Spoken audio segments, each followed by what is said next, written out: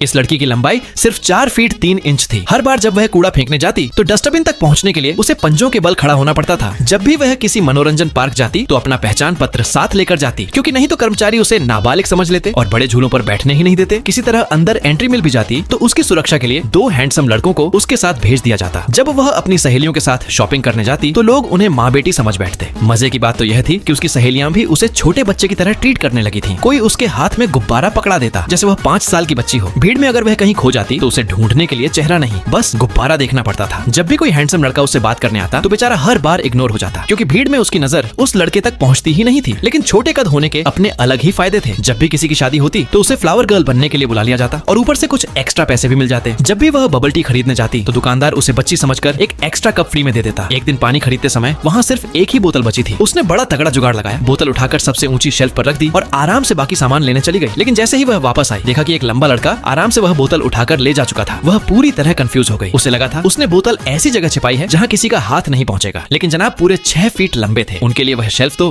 कंधे के बराबर ही थी। अगले दिन जब वह अपना पार्सल लेने गई तो उसकी ऊंचाई कम होने की वजह से वह उसे नीचे नहीं उतार पाई। तभी वही लंबा लड़का आया और बिना कुछ कहे उसकी मदद कर दी। उसकी यही छोटी सी मदद लड़की का दिल जीत गई। धीरे धीरे दोनों डेट करने लगे। लेकिन जब भी दोनों की लड़ाई होती तो लड़का अपनी लंबाई का फायदा उठाकर उसे गोद में उठा लेता। अब भला हवा में लटक कर कोई कैसे लड़ सकता है। एक दिन लड़की ने पीछे से आकर उसे डराने की कोशिश की, लेकिन बेचारी उसकी पीठ तक भी नहीं पहुंच पाई। डराना तो दूर, जनाब को पता ही नहीं चला कि पीछे कोई खड़ा भी है। क्या आपने भी कभी छोटी हाइट वाली लड़की देखी है? कमेंट में बताओ और चैनल को सब्सक्राइब करो।